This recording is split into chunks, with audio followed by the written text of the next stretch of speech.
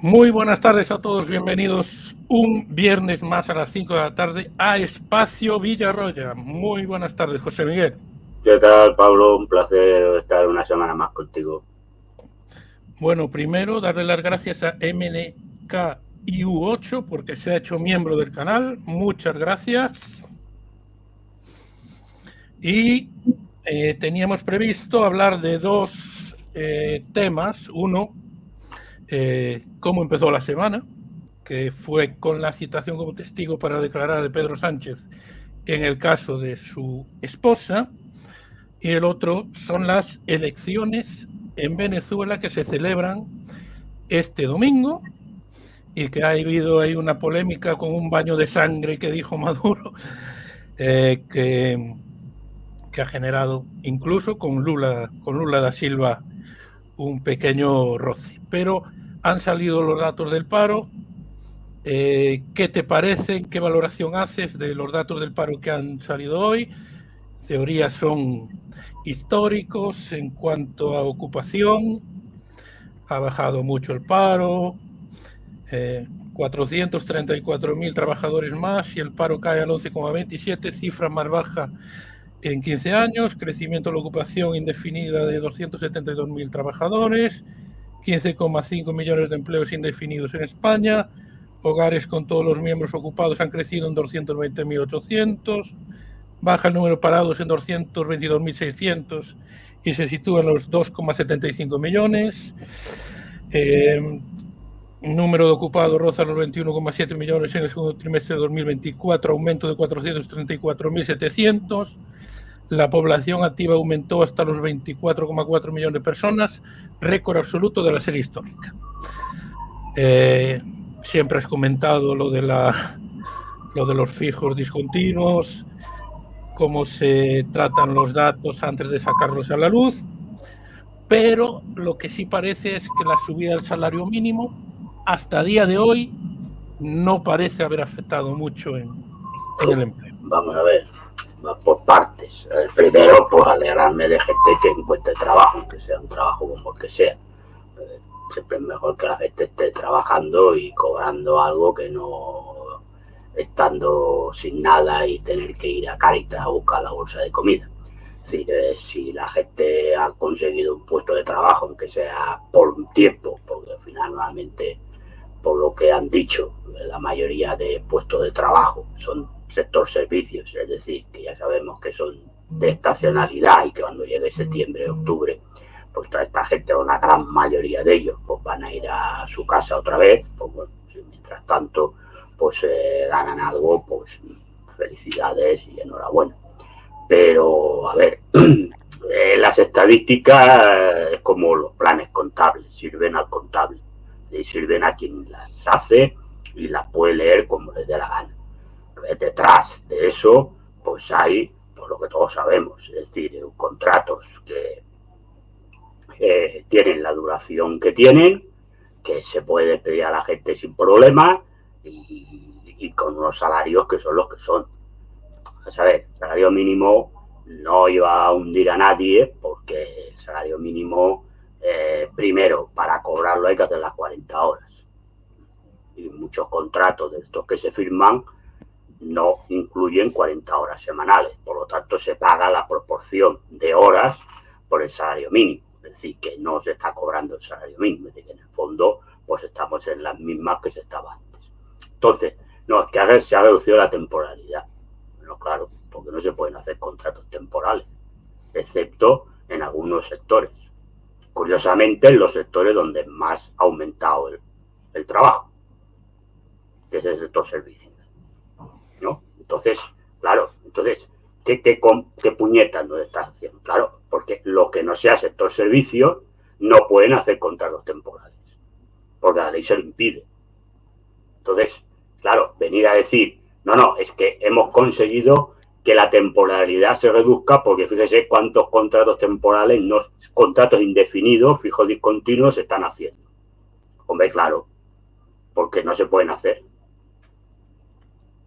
Pero si un fijo discontinuo durante 3 meses se le puede despedir sin indemnización y sin justificación ninguna de por qué se le despide, ¿eso no es un contrato temporal?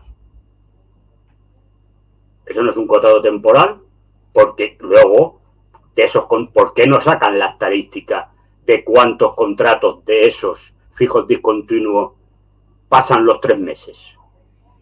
Porque eso sería lo interesante de ver, y entonces veríamos realmente la temporalidad.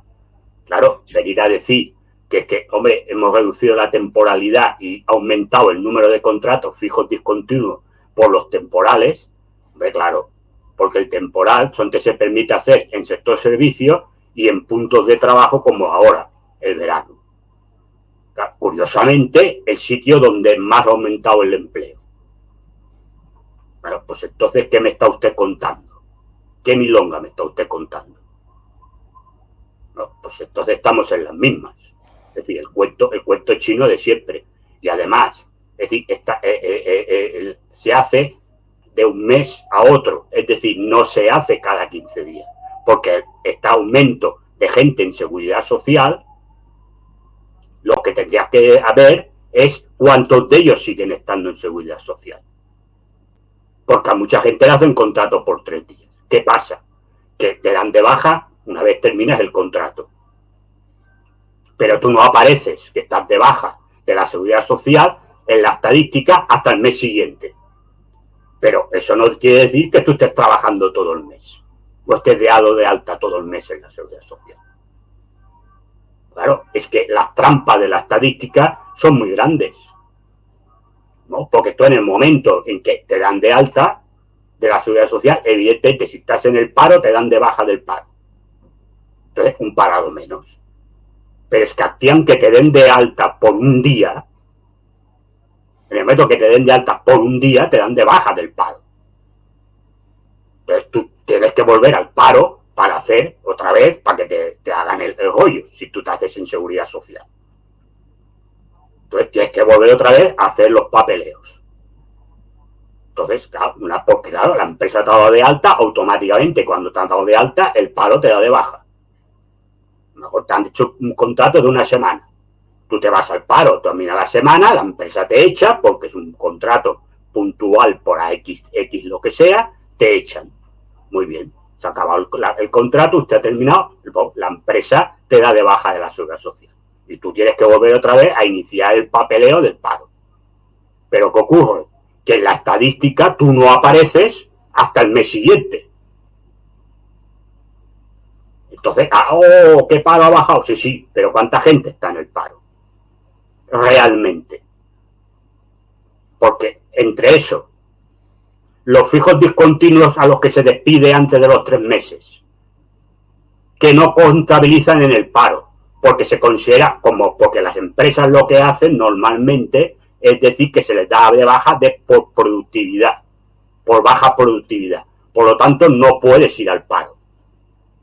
Porque se entiende que eres un trabajador que sigues perteneciendo a esa empresa y que cuando la productividad aumente, la empresa te volverá a llamar, cosa que no pasa nunca, o casi nunca. Pero no vas al paro, por lo tanto ya no estás en la estadística del paro. Después, la gente que está haciendo cursillos de formación ocupacional y todas estas historias, tampoco aparecen en la estadística del paro. Y luego un montón de gente que ya le importa un pepino y no se apunta al paro. Entonces, todas estas cifras maravillosas de la vida, pues resulta que empiezas a escarbar y ya no son tan maravillosas de la vida. Porque las cifras, a ver, lo digo de este gobierno, que hace lo mismo que hacía el gobierno anterior, No estoy diciendo ahora que este gobierno sea malvado, cínico y no sé qué. No. Lo hacía lo hacía el otro, el anterior y el anterior del anterior. Porque utilizamos las cifras como nos da la gana, para esconder un montón de cosas. Entonces, claro, esto es maravilloso. Pero claro, resulta que fíjate qué cifras tan maravillosas, y resulta que sale el otro día, ¿no?, que 1 de cada 3 familias en España es pobre de solemnidad. Que 1 de cada 3 niños tiene problemas para comer. Que un 40 y pico % de hogares en España no pueden poner aire acondicionado o incluso hasta ni ventiladores. Cáritas te sale el otro día aquí en Cataluña y dijo que están ya colapsados y que la gran mayoría de gente está trabajando pero no puede hacer cara a todos los gastos que tiene y que tiene que ir a Cáritas a comer. Porque, bueno, entonces, ¿dónde está esa maravilla de cifras que aquí nos están sacando todos ellos? ¿No? España va como un cohete, nos dice el presidente del gobierno. Claro, si va un cohete para el Banco Santander, que no sé qué beneficios ha sacado, para el Banco Sabadell, que no sé qué beneficios ha sacado, para Iberdrola, para gas natural, ¿no? Para esto va como un cohete la economía. Para la gente, claro, estas son las realidades de las cifras, porque detrás de las cifras hay gente. Entonces, repito, las cifras las pueden pintar como les dé la gana, las realidades son otras, y cuidado, yo me alegro que la gente encuentre trabajo. No soy un agorero que quiero que la gente lo pase mal a ver si hay la revolución proletaria. Me alegro si a la gente le va bien. Es decir, encuentra trabajo y puede vivir. O al menos no vivir, pero al menos que le entre algo de dinero. Pero, hombre, de ahí a venir lo que he escuchado hoy, que parecía que estábamos, yo creo el paraíso en la tierra, ya no hace falta que vayamos al cielo. Ya teníamos aquí el paraíso en España. Maravilla, fantástico todo, es espectacular, grandioso, pum, qué maravilla, qué tal y qué cual. Bueno, pues muy bien, pues vale, pues seguimos para bingo, la siguiente para bingo, ¿no? Las comedias, es decir, ya está, es decir, ¿y qué salario le estás pagando a la gente? Porque el tema no es tener trabajo. El tema también es qué salario está cobrando la gente, sobre todo los jóvenes, ¿no? ¿Por qué no dices, no, hacemos una ley para topar los alquileres, no sé qué? No, resulta que han subido un 5% más del mes pasado, los alquileres. Esa es la gran ley que han hecho. En Barcelona, media de alquiler, 1.400 euros. A ver quién gana eso. ¿Quién gana eso de los sueldos maravillosos de todas estas cifras de paro que ha bajado? A ver quién está ganando 1.400 euros para pagar un alquiler. Pero encima si estás ganando 1.400 euros y te tienes que gastar los 1.400 euros en un alquiler de un piso, pues ¿de qué comemos? Pues a Cáritas. ¿No? Entonces, ¿dónde están las cifras maravillosas de la vida? Pues ya está. Sí, está la realidad y esto es lo que se tiene que explicar del cuento La Lechera. Ahora, eso sí, luego también salen todos estos tertulianos pagados por el régimen a explicar sus milongas para no dormir, como economistas de esto de mi amigo Bernardo, que nada más explica la milonga sistémica, que todo está maravilloso y fantástico, de un país que estamos por encima de Alemania y de Estados Unidos, y vamos, fantástico. Claro, no, estaremos mejor que Alemania, no. Sube más que Alemania porque Alemania se ha ido a la mierda, con perdón de la expresión. Pero no porque este gobierno lo haga maravillosamente bien, sino porque son todo una pandilla de desastres.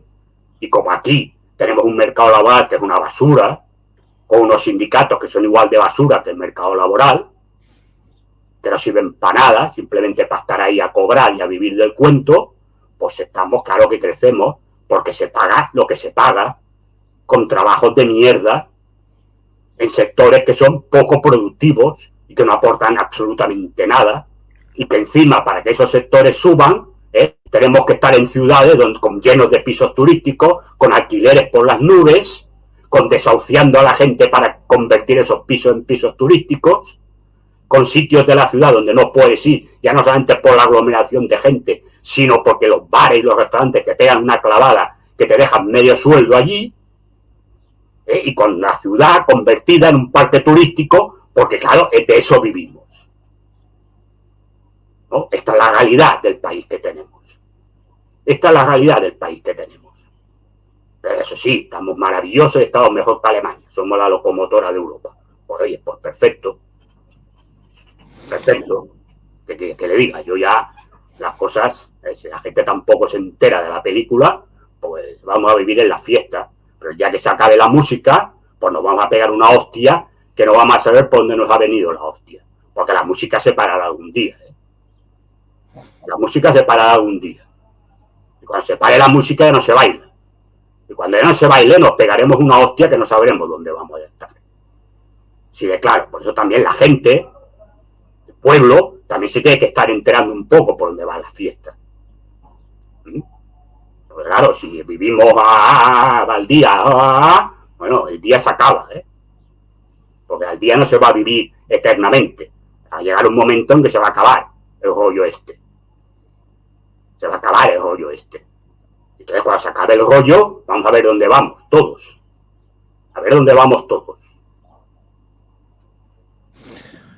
Pues seguimos hablando del gobierno, porque el lunes el juez Peinado citaba a declarar como testigo en el caso de su esposa al presidente Pedro Sánchez, que ha solicitado declarar por escrito. El tema, ahora hay una palabra que se utiliza mucho en España, que es la polarización.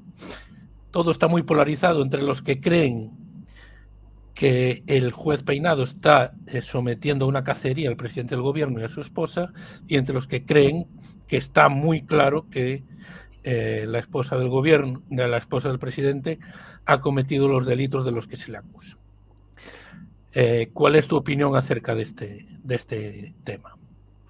Bueno, a ver, cada día que van saliendo cosas, pues huele más podrido en Dinamarca, que decía Hamlet, ¿no?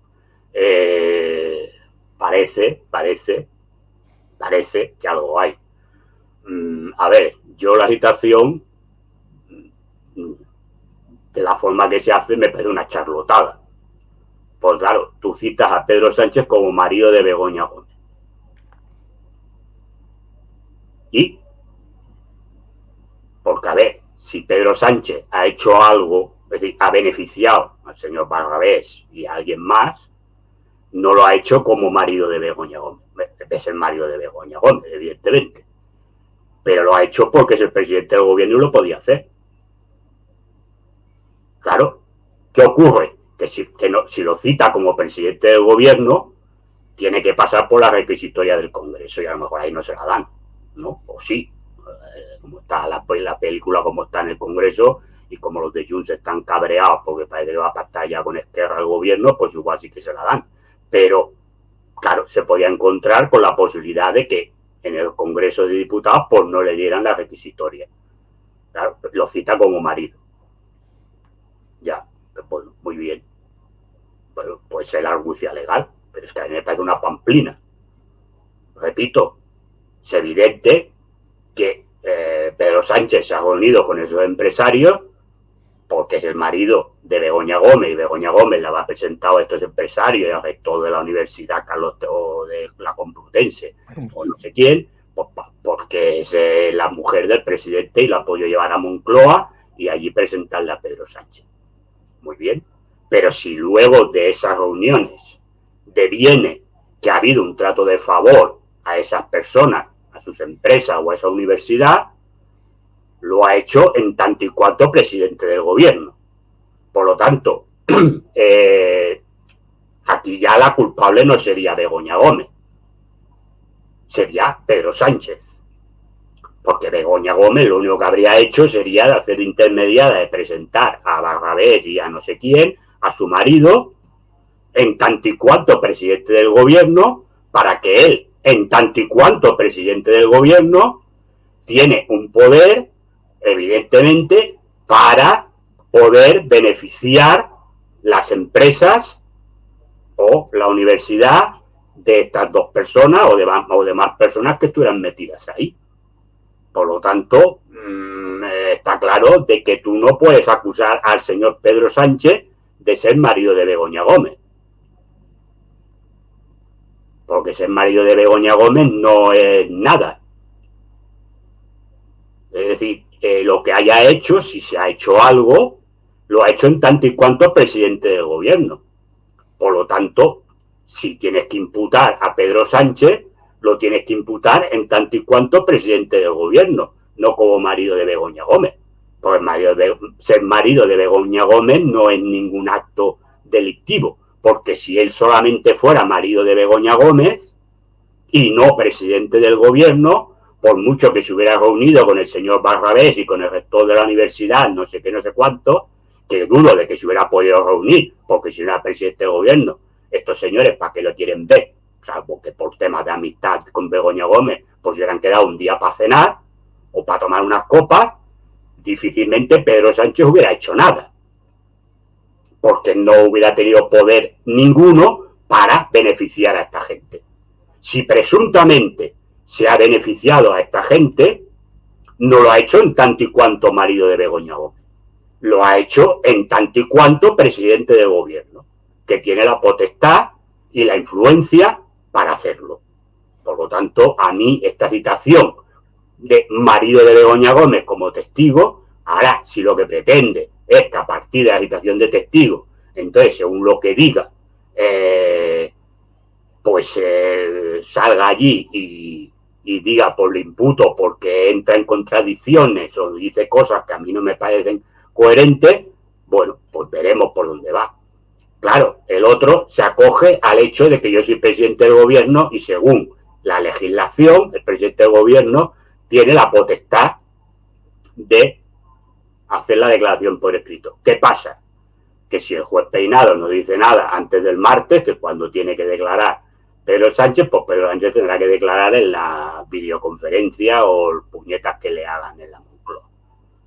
Bueno, pues veremos. Pues se supone que si no lo ha dicho nada, estamos a viernes y no ha dicho nada el juez Peinado, salvo que el lunes diga algo, pues hará la declaración y a partir de la declaración pues veremos qué decide el juez Peinado. Yo no sé si hay o no hay. Es verdad que las cosas que van saliendo, pues al final da la impresión que presuntamente algo hay, pero veremos el algo hay hasta donde llega. Eso está claro. Bueno, pues esperemos al martes a la declaración del presidente del gobierno y, en primer lugar, en la forma que la hace y, en segundo lugar, lo más importante, el contenido de la misma. El domingo, dentro de 2 días, hay elecciones en Venezuela. Se dice que por primera vez en 25 años existe la verdadera posibilidad de un cambio. ¿Crees que va a haber cambio en Venezuela el domingo? Pues no tengo ni idea, no lo sé. Pues a ver, también es verdad que llevamos mucho tiempo que hay elecciones en Venezuela y están hablando de que hay posibilidad de cambio. Y al final siempre gana el chavismo. No lo sé. Es verdad que ha habido momentos en que parecía que sí, pero a última hora los partidos de la oposición, pues algún sector de la oposición se salía de la coalición. Parece que esta vez van a ir hasta el día de las elecciones, van a ir todos juntos. Bueno, sí que por lo que me dicen, sí que son unas elecciones que parece que están más reñidas que otras veces.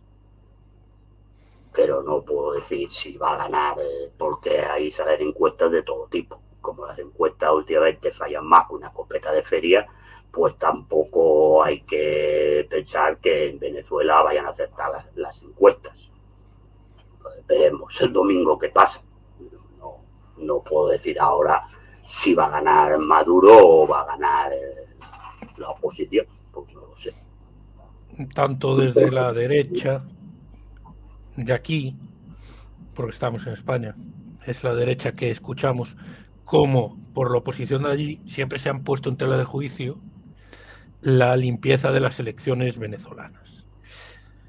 ¿Crees que van a ser limpias? Bueno, a ver, se pongan en cuestión o no se pongan en cuestión. La realidad es que en las elecciones venezolanas siempre ha estado observadores de la Organización de Estados Americanos y organizaciones de la OCDE, incluso de la ONU, y siempre han dicho que ha habido limpieza en las elecciones. Nunca ha salido nadie de estas organizaciones diciendo que tienen sensación o pruebas de que haya habido fraude. Siempre estos observadores han dicho que las elecciones se han celebrado correctamente. Yo digo lo que dicen. O me dirán, no, es que los han untado. Bueno, yo no sé si los han untado o no los han untado. Yo digo lo que dicen estas organizaciones. Por lo tanto, bueno, pues en principio habrá que creer en estas organizaciones, porque si no las creemos para otras cosas cuando nos conviene, pues habrá que creérselas cuando no te conviene también. Entonces, a partir de ahí, porque claro, entonces me creo la OEA cuando dice que Venezuela es una dictadura, entonces me interesa. Pero si luego resulta que dice que las elecciones son limpias, no me lo creo porque no me interesa. Yo creo que si eres coherente y te la crees para una cosa, te la tendrás que creer para todo lo que diga. Entonces, yo digo simplemente lo que han dicho estas veces. Yo no sé si ha habido limpieza o no lo ha habido. Yo digo porque yo no he estado en Venezuela. ¿Cuál es tu? No sé, ni he estado mirando allí, observando cómo se hace el recuento, cómo va la gente a votar. Yo no he estado en Venezuela. Pero yo digo lo que están diciendo, lo que han dicho siempre, que ha habido elecciones, estas tres organizaciones que envían observadores. Dicen, siempre han dicho que las elecciones se han celebrado correctamente, que no ha habido fraude, que no ha habido pucherazos, que no ha habido absolutamente nada. Ni indicios ni sospechas. Pues a partir de ahí, pues yo digo esto. Lo demás, ya, si la gente no se lo quiere creer, pues yo ya no entro. La gente se crea o no se quiera creer. ¿Cuál es tu opinión sobre la labor de Nicolás Maduro desde que asumió el gobierno? Vamos a ver, yo como todos los gobiernos siempre hay luces y sombras. Yo creo que el gobierno de Maduro se ha equivocado en muchas cosas. Entiendo que, y esto viene un poco de la época de Chávez, es decir, cuando tú vivías fundamentalmente porque te entraban muchas riquezas por el tema de la venta de petróleo, que tiene mucho Venezuela, creo que tenías que haber diversificado la economía, por el sentido de que el petróleo pues es ambivalente, luego ha sufrido, es verdad que Venezuela también sufre el bloqueo o el embargo, como le pasa a Cuba, y eso pues también influye en medidas económicas, y ahí pues yo sé que la situación en Venezuela era muy mala y la gente lo está pasando mal, como en Cuba. Pero buena parte de eso, independientemente de errores del gobierno, viene motivado por un embargo.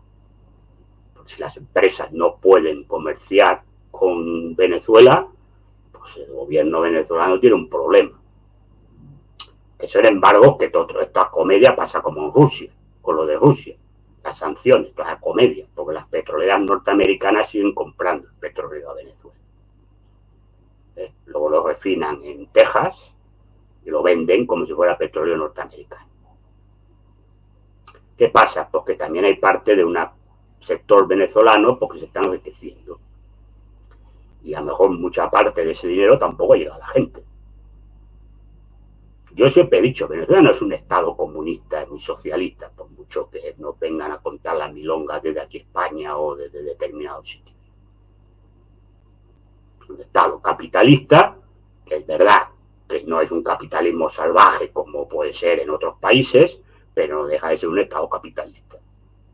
Y es verdad porque se ha creado por una burguesía ahí que, bueno, pues que ha sustituido a la antigua burguesía, pero sigue siendo una burguesía. Y mucho de ese dinero que está llegando a través de estas cosas, pues no le está llegando al pueblo. Pero también buena parte de que no esté llegando al pueblo viene también motivado por el embargo. Bueno, pues ya está. ¿Eso qué pasa? Pues es evidente que el pueblo lo pasa mal. Porque si tú no puedes comprar determinada comida, tienes problemas de cortes de luz, de energía, te faltan medicinas o te faltan cosas, pues es evidente que la gente lo pasa mal. Yo no he puesto nunca en cuestión las cosas. Entonces, bueno, de todas maneras, dudo, a ver, lo que ocurre, claro, si gana la oposición, pues es evidente que Estados Unidos levantará el embargo y, claro, a la que entren cosas que ahora no pueden entrar, pues la gente de entrada, pues podrá adquirir productos que ahora no puede adquirir. Y entonces lo que se dirá es que, fíjate, hemos echado a los dictadores comunistas, izquierdistas, y ahora que hay una democracia de verdad, pues la gente No, la gente va a seguir viviendo igual de mal. O peor. O peor.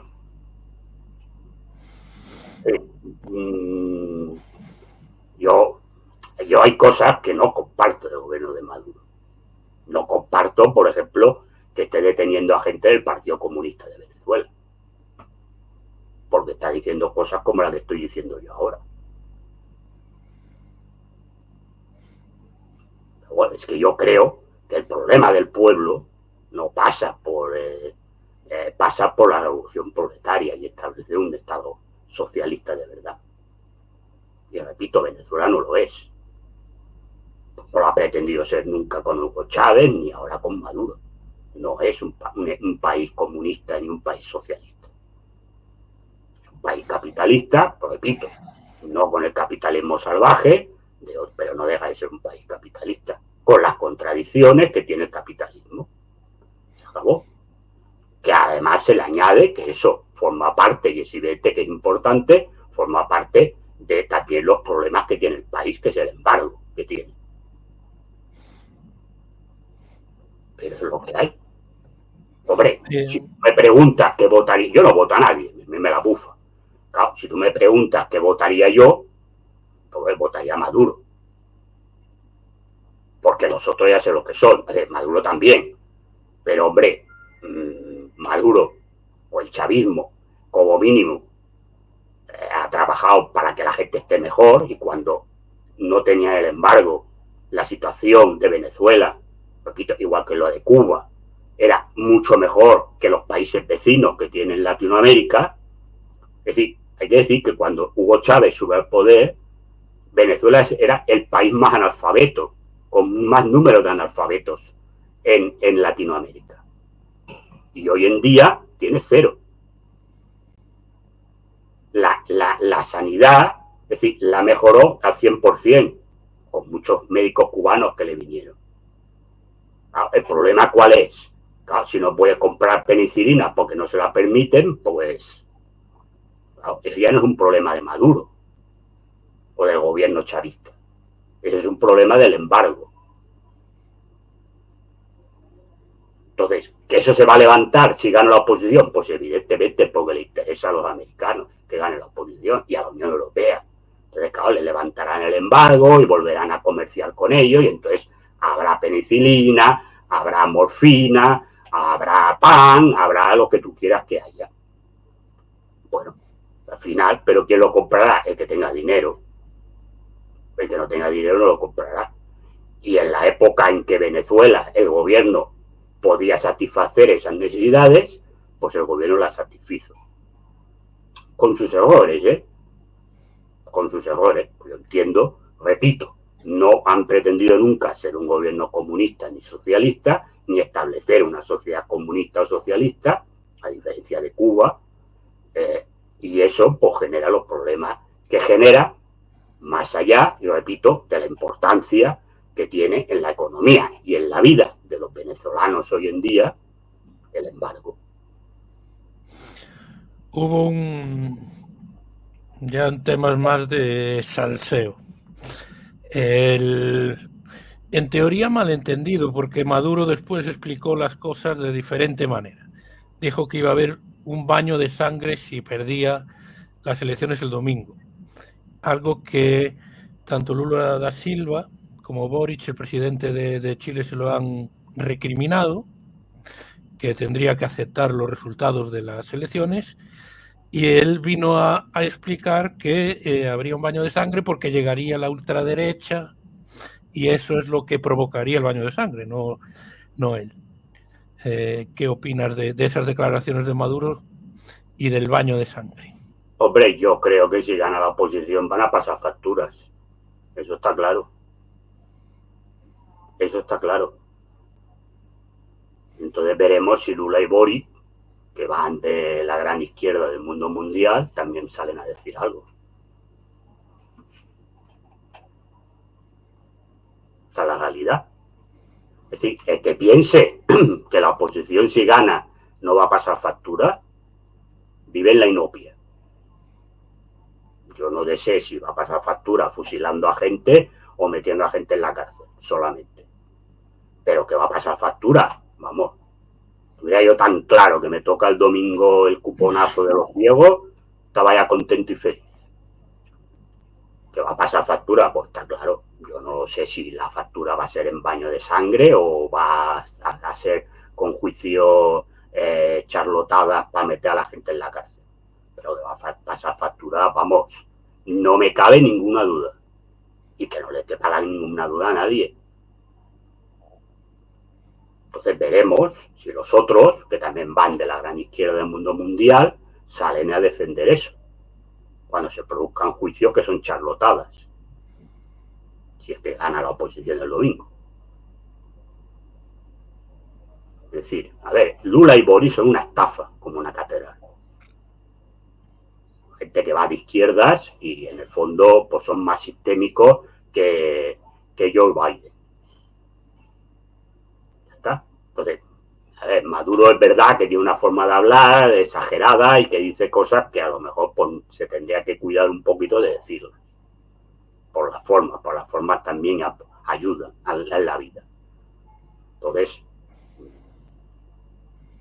que va a haber ajuste de cuentas, bueno, está más claro que el agua, que va a haber ajuste de cuentas por parte de la oposición si gana las elecciones. Entonces ya está. Punto. Bueno, pues hemos hablado de los 3 temas que de actualidad hoy. Aprovecho para pedir suscriptores y que le den al like ahí fuerte. Y vamos con la primera pregunta, que tiene que ver con Hispanoamérica,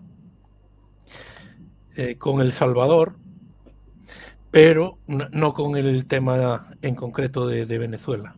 Javier González, ¿puede Villarroya darnos su opinión sobre las medidas económicas de Bukele, de cómo se ha enfrentado con los empresarios amenazándoles de actuar con ellos con la misma contundencia que con las maras?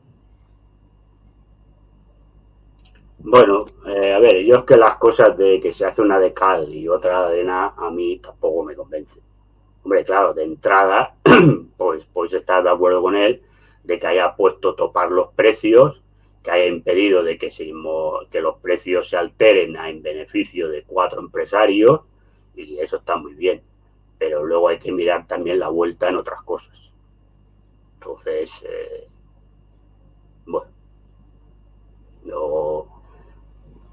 bueno, en esa medida, pues si tú quieres, pues estás de acuerdo, pero no le compró la película al señor Bukele. Porque el problema es comprar la película entera de un señor que es lo que es. Punto. Es decir, ahora no vamos aquí, no es Stalin, ¿eh? El señor es bastante de derechas en muchas cosas.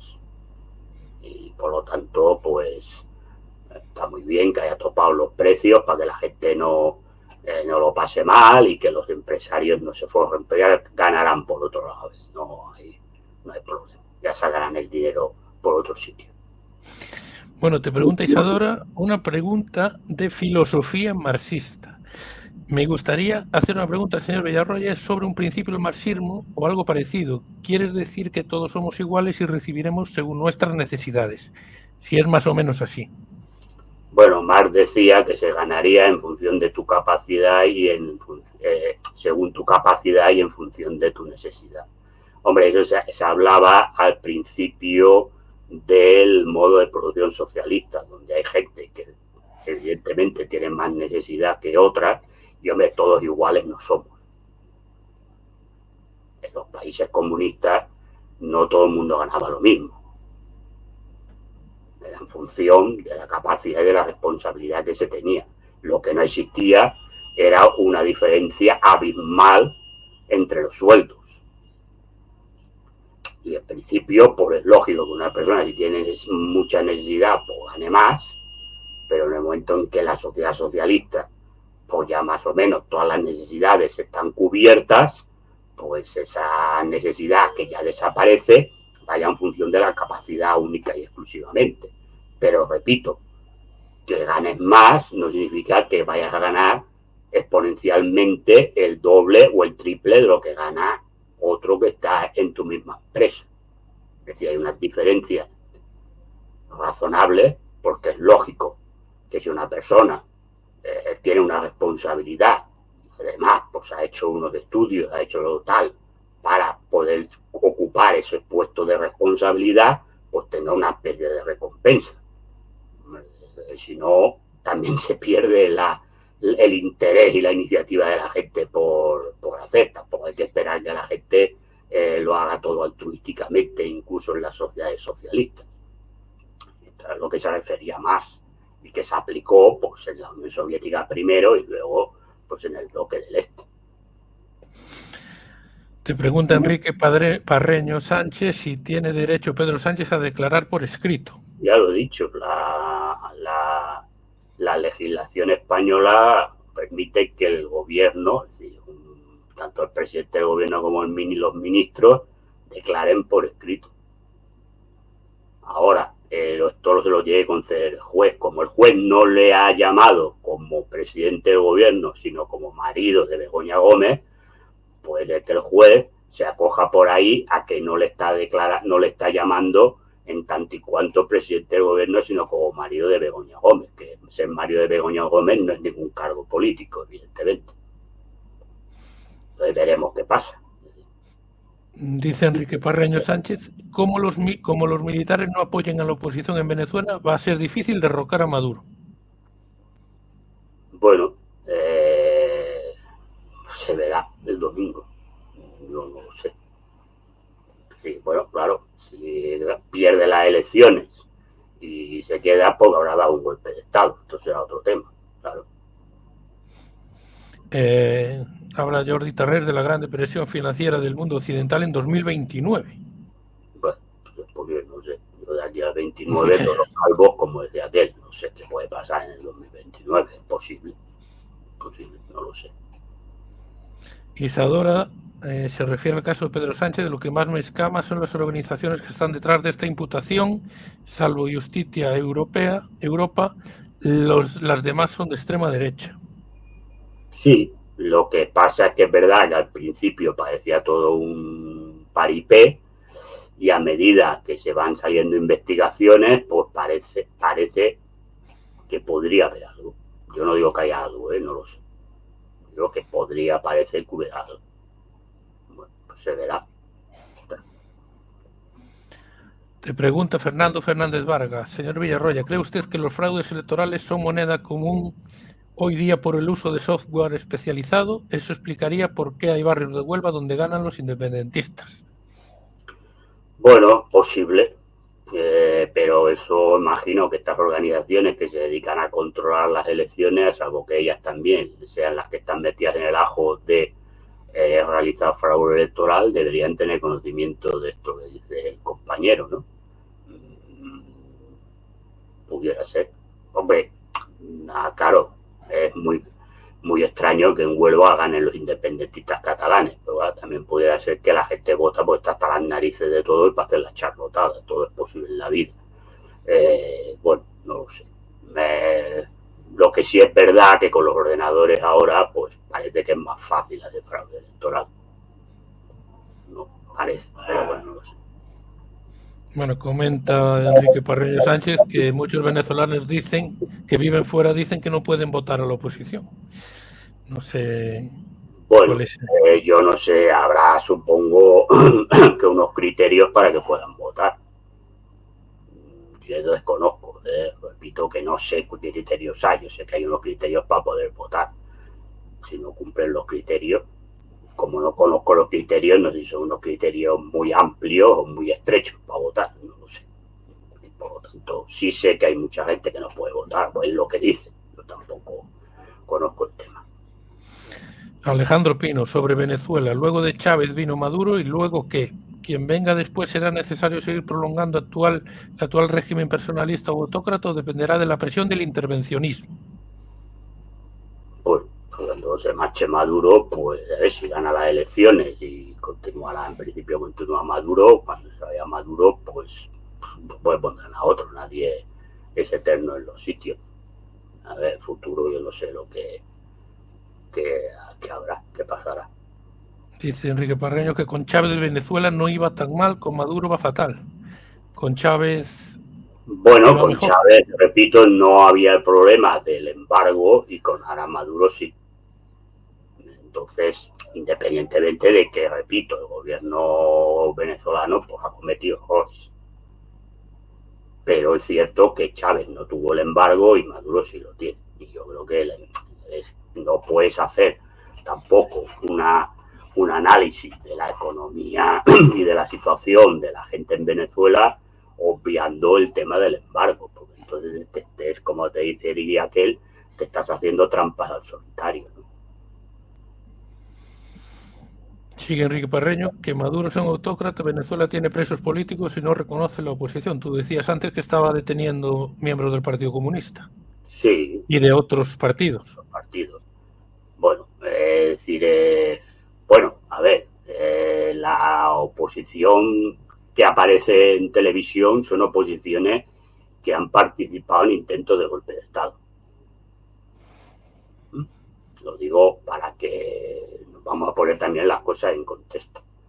Yo cuando he criticado que detenga el Partido Comunista, no es gente que ha estado metida en rollos de golpe de Estado, sino le critican por lo que yo he dicho, por no intentar hacer una sociedad comunista y por criticar determinadas cosas.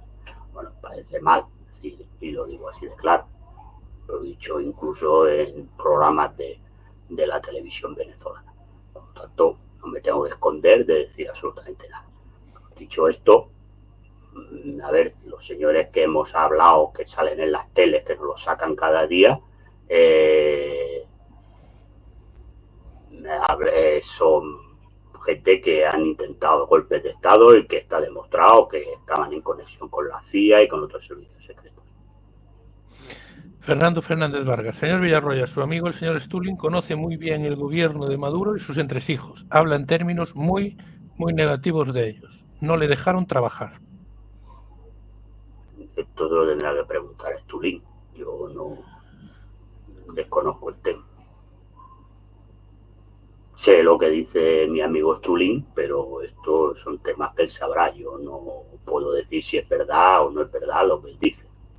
Entiendo que si lo dice es porque será verdad, pero yo no puedo ampliar el tema porque desconozco sé lo que está diciendo él, pero no puedo decir si es verdad o no es verdad. Por lo tanto, esto es una pregunta que se lo tiene que hacer a él. Bicheador, José Miguel, si al país que incumpla lo que marcan los amos del cortijo le hacen la vida imposible y lo machacan con un bloqueo de medidas que afecten a la población, ¿qué se puede hacer? Bueno, pues es complicado.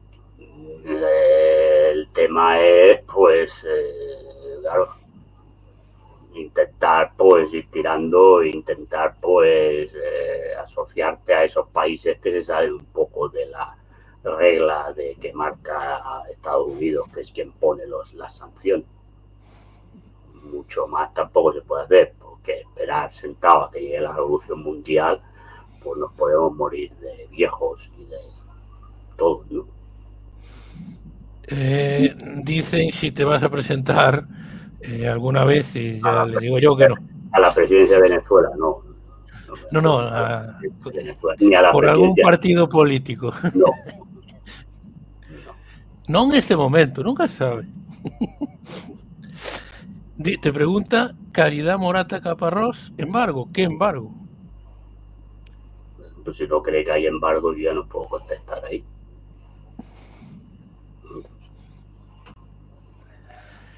Álvaro Antón Array de San Martiño te pregunta sobre Siria. Y aunque promuevan un sistema comunal, las fuerzas kurdas en Siria son totalmente aliadas de Estados Unidos. ¿Piensa que de cara a un futuro Estados Unidos les utilice para promover una total invasión en Siria?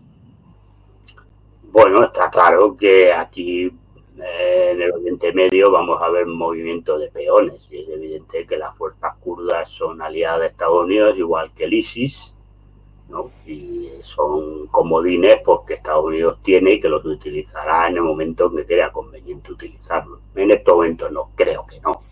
No creo que le interese que se genere un conflicto en la región, porque incluso hasta Trump el otro día le pegó un par de collejitas a Netanyahu. Creo que no están interesados en que se cree un conflicto en la región. los tienen ahí en un determinado momento, pues los pueden utilizar. Son comodines que se tienen en la manga, perdón, y que los moverán en el momento en que les convenga, claro. Hablando de Estados Unidos, nos decía Georg Heifkeman el otro día que Kamala Harris estaba enferma, que no iba a poder ser la candidata, lo va a ser. Es que a mí cuando me dijeron, yo no quise entrar, sí, porque yo desconozco si esta mujer tiene leucemia o no, pero a mí lo que me estaba diciendo todo el mundo es que iba a ser la candidata del Partido Demócrata. O sea, de salud, o sea, de aspecto está bien. O sea, está bien. Si yo desconozco si tiene leucemia o no lo tiene. Pues yo dije Kamala Harris porque a mí todo el mundo me decía que iba a ser la candidata natural del Partido Demócrata si se iba a Biden, como así ha sido. Si lo tiene o no lo tiene, yo ahí no entro. Y además no me gusta hablar de temas de salud de nadie porque creo que son temas muy particulares, muy personales de la gente. Hoy se veía un vídeo de una llamada de Obama y Michelle Obama. Casualmente le han pillado. Sí, una pillada. Una pillada, casualmente la han pillado con el móvil. Tú fíjate que a ningún político le pillas hablando con el móvil y pese a esta la pillan, que le llamaba a Obama para decir que él y su mujer van a hacer campaña con ella. Entonces, es que hay cosas que de verdad son tan estúpidas. A mí esto, y no lo digo porque sea Kamala Harris y el Partido Demócrata, es que me parece estúpido. Porque si a ningún político le pillas hablando por el móvil, porque ¿has visto tú alguna vez que algún cámara pilla a un político hablando por el... A ver, que lo están hablando sí, pero escuchas lo que dicen. Y qué casualidad que esta señora lo has pillado por ahí por los pasillos del Congreso. Es que es una ridiculez total, pero bueno, a ver, está claro de que va a ser la candidata porque, bueno, puede utilizar, bueno, no sé si puede utilizar o no, pues cada uno dice lo que quiere, pero bueno, parece ser que puede utilizar los fondos que ya se habían pedido y además, pues bueno, la van a vender la megaturra de mujer empoderada, negra, de las minorías defensoras feministas, defensora de las minorías raciales, no sé qué, no sé cuánto, bueno, todas estas cosas, por lo tanto, está claro que iba a ser la candidata y pues veremos qué pasa de aquí a noviembre.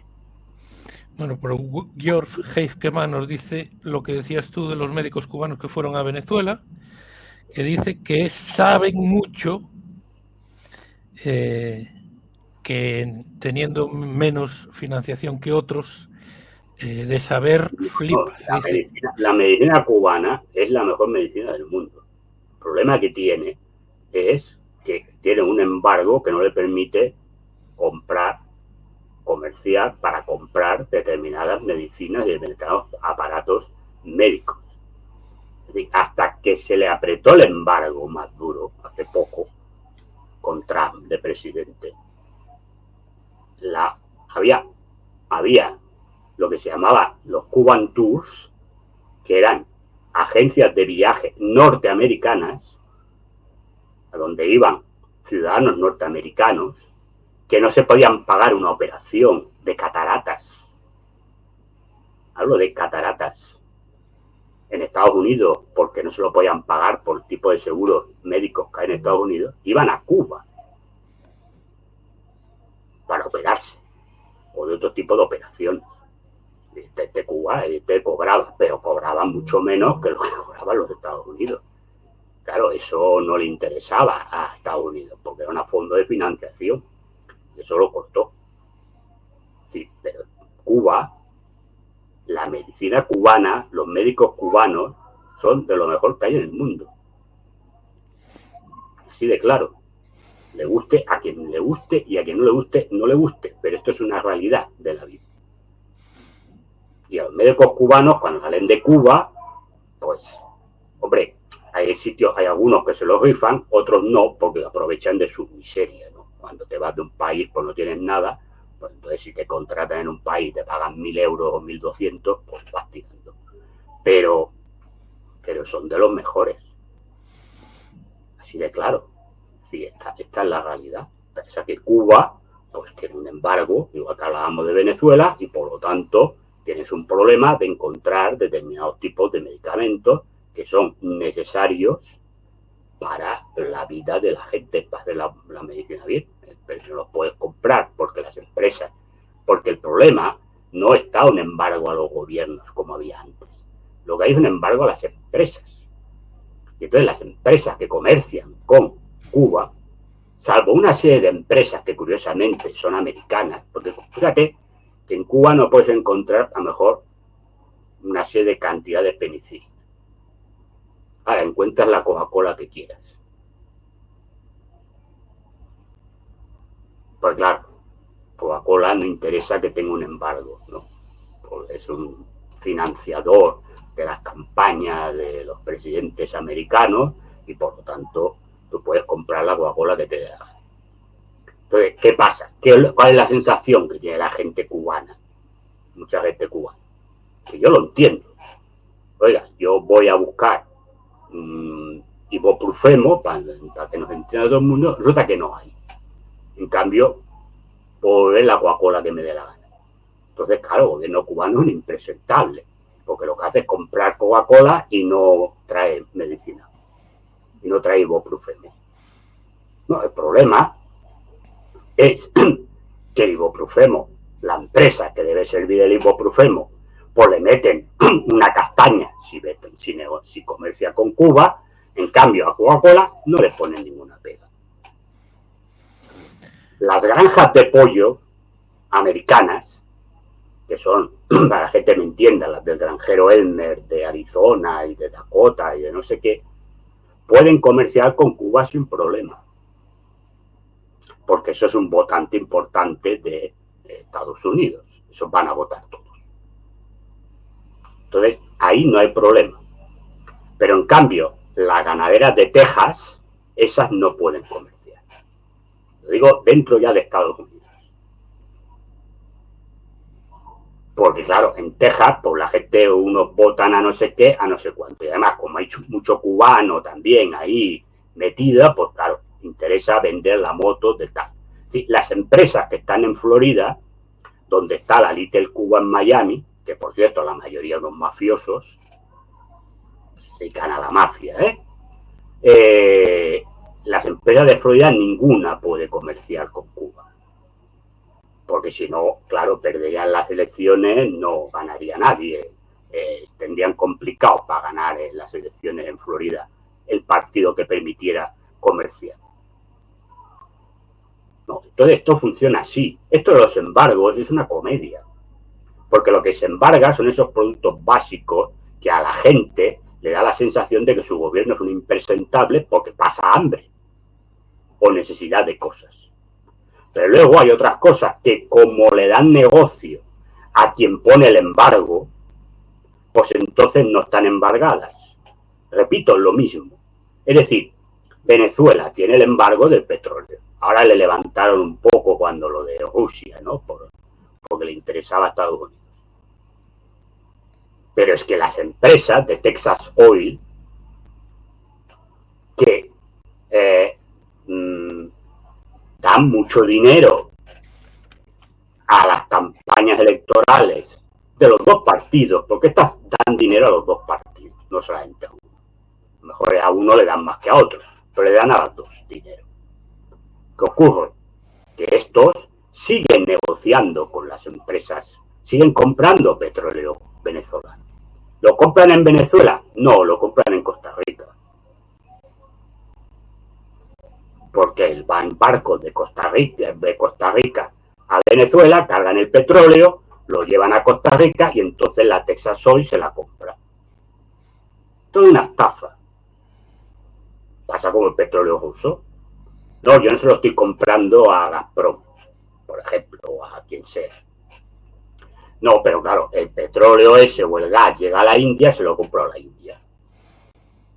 A más bajo precio, porque como en la India me lo vende a mejor precio y luego yo se lo vendo a los europeos al triple del precio, cuando es petróleo ruso o gas ruso. Entonces, todo es una comedia, este tema de los embargos. Es una comedia. Porque sirve para dos cosas. sirve para hundir los gobiernos que intentan hacer algo por el pueblo, y dos, sigue enriqueciendo a las empresas de toda la vida, es decir, a los amos del cortijo de Estados Unidos. Y se acabó la comedia. Y se acabó la comedia. Claro que levantará el embargo si el domingo ganan la oposición. Pero que no se preocupe la gente. Ya irá Texas Oil directamente al pozo petrolífero de Venezuela, como estaba antes, cuando estaba Carlos Andrés Pérez. Ya irá allí directamente, a sacar el petróleo directamente. Y si ahora algo ven, es decir, yo creo que deberían ver más, y eso es una crítica que también le hago al gobierno de Venezuela. Tendría que ir más al pueblo. Pero si ahora va uno, o va dos, o va tres, de lo que saquen de ese petróleo, cuando se lo quede Texas Oil, les va a ir cero. Porque yo puedo entender a la gente que lo está pasando mal, que esta oposición le vaya a salvar la vida. Esta oposición viene a volver a poner los sistemas de dominación que tenían ellos. ¿Qué va a pasar? Porque las grandes multinacionales, norteamericanas fundamentalmente, y británicas, porque ahí va a ir British Petroleum también, vayan a extraer el petróleo directamente ellas, o compren los pozos petrolíferos directamente, que ahora son nacionales, o son de empresas medio nacionales o estatales, como le quiera llamar. Porque es lo que se va a hacer, un proceso de privatización de esas empresas. ¿Y quién se las va a comprar? Claro, el titular será Leopoldo García de no sé dónde. Pero quien verdaderamente estará detrás será Texas Oil, British Petroleum, etcétera, etcétera, etcétera. ¿Y eso le va a dar dinero? No, le va a dar dinero a quien le da dinero, no al pueblo. Aún le va a llegar menos dinero que le llega ahora. Esa es la realidad de la vida. Pero habrán acabado y entonces estaremos en la democracia plena. ¿No? Entonces estaremos en la democracia, porque el pueblo ha hablado y somos todos muy demócratas y por lo tanto tenemos libertad. Como decía Lenin, ¿la libertad para qué? Porque si te mueres de hambre no eres libre. ¿Con Maduro o con la oposición? Esta es la realidad de la vida. Esta es la realidad de la vida. Porque la democracia plena, la democracia de verdad y plena, era como decía Marx, cuando tú tengas todas tus necesidades cubiertas de la vida y no tengas preocupaciones materiales de la vida, entonces te podrás dedicar a hacer política, entonces serás libre. Pero mientras tú no tengas las necesidades materiales cubiertas, tú eres un esclavo del sistema. Porque la política y lo que se toma, se lo tienes que dejar a otros, se lo dejas a otros porque tú no tienes tiempo para dedicarte a eso. No tienes tiempo y dos, dependes para comer de esos. Y si no dices lo que dicen esos, te quitan la comida. Por lo tanto, no eres libre. Y todos estos rollos que nos sueltan de la democracia es una comedia y una mentira. Pero a mí me da igual, yo, repito, no voto y a mí no me da nada el gobierno de Maduro. Yo no cobro del gobierno de Maduro. Lo digo porque como hay gente que dice que cobro de no sé cuántos sitios, pues deben tener mal mi cartilla porque no me llega nada de ningún lado. Pues también hay gente que dice que cobro de Venezuela. Yo no cobro de nadie, cobro de mi trabajo. Quede claro a la gente. Yo cobro de mi trabajo. Entonces, a mí no me da nada el gobierno de Maduro. Y repito, el gobierno de Maduro ha cometido muchos errores y lo sigue cometiendo. Pero la gente vote lo que le dé la gana el domingo. Si nos están escuchando venezolanos desde Venezuela, que voten lo que quieran cada uno. Yo simplemente digo que los de la oposición no van a solucionar el problema del pueblo llano. Van a volver a instaurar sus sistemas burgueses de dominación, que ahora se los han quitado Maduro, o el chavismo, para no crear una sociedad socialista, también lo digo, y lo he dicho. Yo repito, a mí no me da nada Maduro, ni Venezuela. Ahora, si tú me dices, vuelvo a repetir, que yo tuviera que votar por narices el domingo, pues hombre, votaría antes a Maduro que a la oposición. Sí, de claro. Porque la oposición es la burguesía histórica vendida a los intereses de los Estados Unidos. Y que si ganan, lo que van a hacer es, aparte de pasar facturas, es vender otra vez la riqueza de Venezuela a las multinacionales, no a los americanos. Por los americanos, el señor que vive en Brooklyn es un desgraciado de la vida como yo. No, a las multinacionales americanas. Para que se sigan forrando mucho más. Y que al pueblo venezolano no le va a llegar nada. Nada.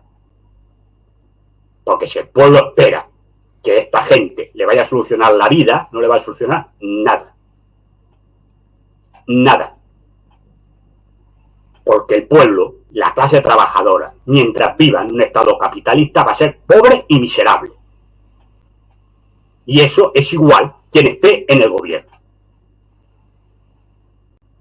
Yo entiendo que la campaña es muy bonita, de que cuando yo llegue habrá apoyo para todos. Posiblemente lo habrá, ahora no lo hay, por lo que me dicen. Pues ya se encargarán los americanos de traer pollo para todos, al principio. Pero los americanos venden mucha película. Al principio traerán el pollo, porque saben que se llevarán muchas cosas. Saben que se llevarán muchas cosas. Pero la solución no pasa por la oposición. La solución en Venezuela, igual que en el resto del mundo, pasa por hacer la clase trabajadora la revolución proletaria e instaurar un sistema comunista de verdad. Que Venezuela no lo es en estos momentos.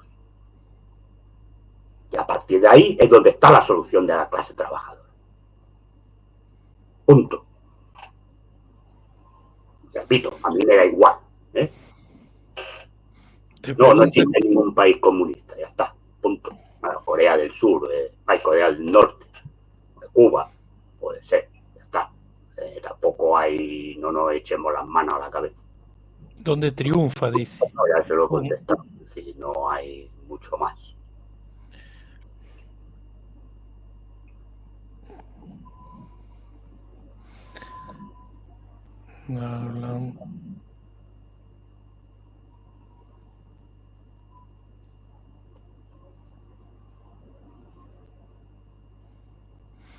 Prefiero un país donde su gente, su mayor referente sea un trabajo y una estabilidad, te dice la misma persona. Bueno, cada uno tiene sus referencias de la vida, yo no voy a discutir. Isadora va por la parte militar.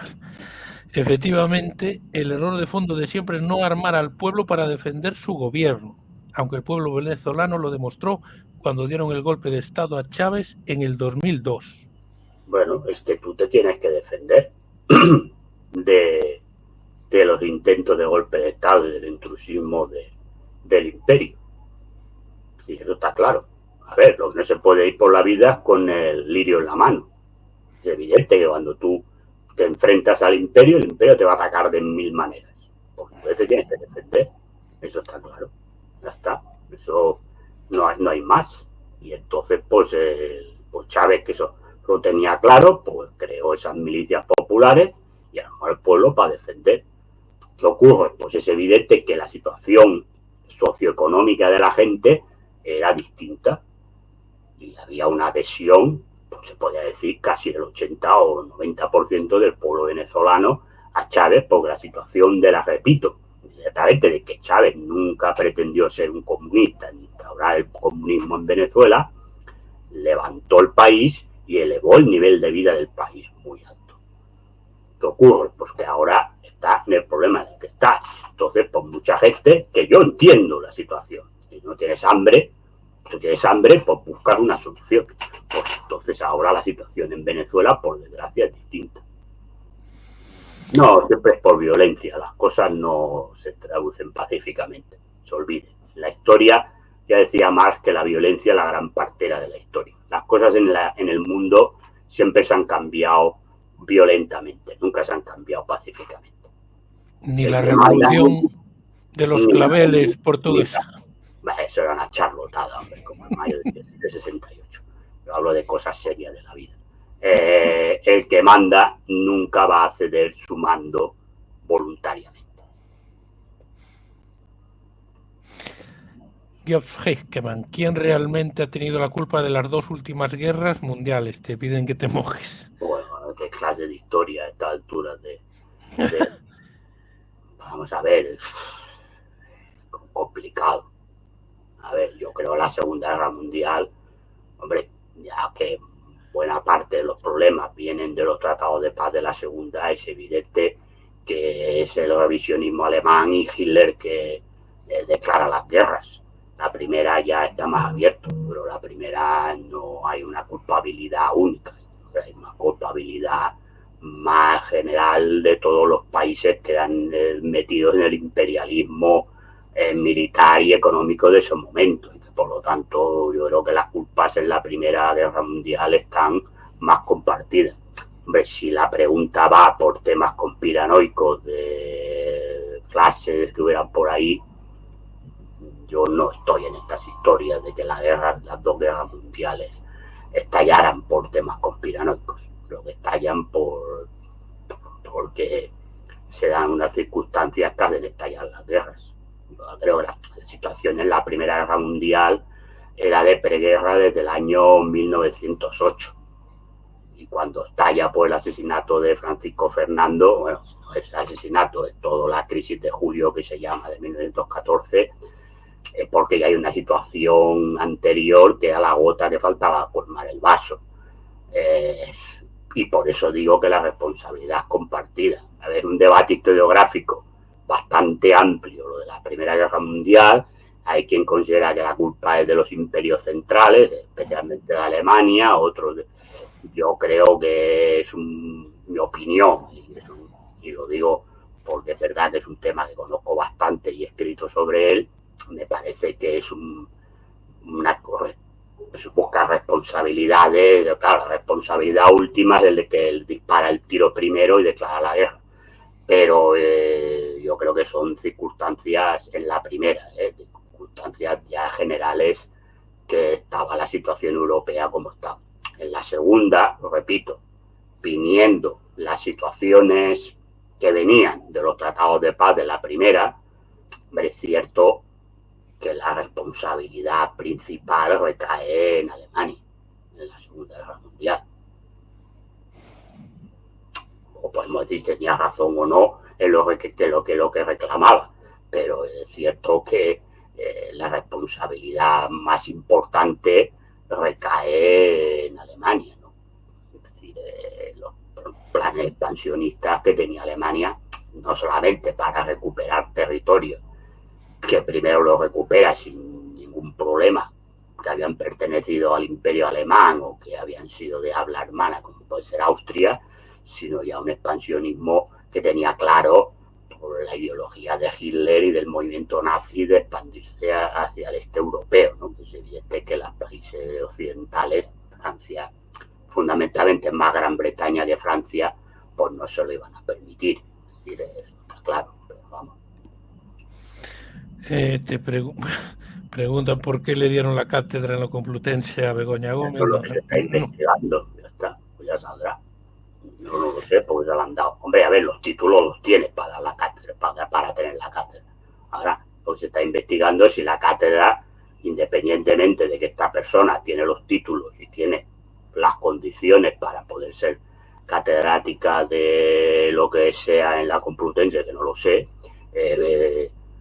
se lo han dado porque es la mujer de Pedro Sánchez, porque eso es lo que se está mirando. Yo hasta ahora no lo sé, puedo decir. Sacó unos tuits ayer el Partido Popular donde ya Pedro Sánchez en 2012 y 2013, cuando estaba muy lejos de ser secretario general del partido, ya apoyaba o promocionaba algún máster de Begoña Gómez en la Complutense. Bueno, pero eso es normal, es el marido, ¿no? A mí no me parece mal. Pero ve, a ver, el PP se puede tapar un poquito con lo de los títulos, ¿eh? Pues claro, Cifuentes Casado y Ayuso les han regalado los másteres. Y eso está demostrado, ¿eh? Entonces se puede tapar. Sí, yo lo que le pido a la gente es que sea coherente y critique lo que tenga que criticar. Si lo de la mujer de Pedro Sánchez es una sinvergoncenería, que vaya para adelante Pedro Sánchez y su mujer. Pero, hombre, que el PP venga aquí a hablar y a hacer bandera de que le están regalando a esta señora la cátedra, hombre, cuando tú tienes 3 casos demostrados de que le han regalado los títulos sin ir ni a clase. Hombre, pues entonces tápate un poquito también. Bueno, vamos con las 2 últimas preguntas, rápido ya. Creo que ya lo contestaste un poco antes. Sí, no va a haber cambio. No va a haber cambio. Si igual gane Trump o siga Kamala Harris, con el tema Venezuela y Cuba no va a haber ningún cambio. Y te pregunta Geoff Heifkeman si Monedero es un actor de la escuela de Frankfurt. Hombre, yo creo que Monedero no llega ni a nivel de Theodor Adorno, ni Max Heimer, ni siquiera de... ¿Cómo se llamaba el otro? No recuerdo. El Marcus, de Herbert Marcus. Yo creo que es un señor que dice pamplinería una detrás de la otra y punto. A ver, la escuela de Frankfurt fue lo que fue. Sabemos que algunos pues servían a la CIA, como es el caso de Marcus, pero es cierto que tenían obras importantes que creo que hay que seguir leyendo porque decían muchas cosas. Lo que ocurre es que ellos lo que hacían unos análisis muy importantes y muy interesantes, pero luego terminaban diciendo, primero, lo importante en la escuela de Frankfurt es que quita el foco del, digamos, sujeto revolucionario de la clase trabajadora y la pasa a la clase estudiantil o clase media. Con lo cual esto ya te lleva a como si los estudiantes no fueran trabajadores, algunos de ellos, ¿no? Fueran miembros de la clase trabajadora. Y después es que ya la revolución está pasada de moda. Lo que hay que hacer es protestar en los campus universitarios, todas estas cosas, ¿no? Esto es la principal falla de la escuela de Frankfurt, pero bueno, servían a quien servían. Pero dicho esto, pues es verdad que aún hay obras de la escuela de Frankfurt que se tienen que leer, porque hay cosas muy importantes de las que dicen. Por ejemplo, la dialéctica de la ilustración de Adorno y Horkheimer va muy bien para entender todas estas cosas que tenemos ahora con la inteligencia artificial, porque ellos ya hablan, ¿no?, de todo el problema de la tecnificación y de los problemas que supondría para la clase trabajadora y para la sociedad en general la tecnificación. Ahora la obra de Marcus del hombre unidimensional pues tiene cosas interesantes que todavía se pueden leer. Todo el tema de, sobre todo Adorno, ¿no?, de la monetización de la cultura y lo que convierte a los artistas, ¿no?, y que siempre habían sido escritores o demás, que siempre habían sido motores de protesta y de cambio dentro de una sociedad, ahora se habían convertido ya mucho más que en la época del Renacimiento y demás, se habían convertido en parte del sistema porque dependían de lo que les ganaban o de lo que les pagaba el sistema para subsistir. Parece que tienen, perdón, muchas cosas que todavía siguen siendo válidas y que se tienen que leer. Otra cosa es que las conclusiones a las que llegan, pues llegaban a conclusiones que llegaban porque servían, repito, a quien servía. Monedero que no tiene ni obras de estas que te puedan aportar nada. Teniendo en cuenta que su tesis doctoral es decir que la RDA era una puta mierda, pues a partir de ahí pues lo que allá vamos a lo que vamos. Bueno, pues llegamos al final del programa de hoy. Nos emplazamos al próximo viernes a las 5 con otro directo. Ya sabremos el resultado de las elecciones de Venezuela y lo que ha declarado Pedro Sánchez. Muchas gracias a todos, muchas gracias José Miguel, un fuerte abrazo. Suscríbanse, un último empujón de suscriptores ahora. Así el canal va subiendo y llegamos a más gente. Un fuerte abrazo a todos. Un abrazo a todos. Adiós. Bueno, vamos a ver qué nos depara.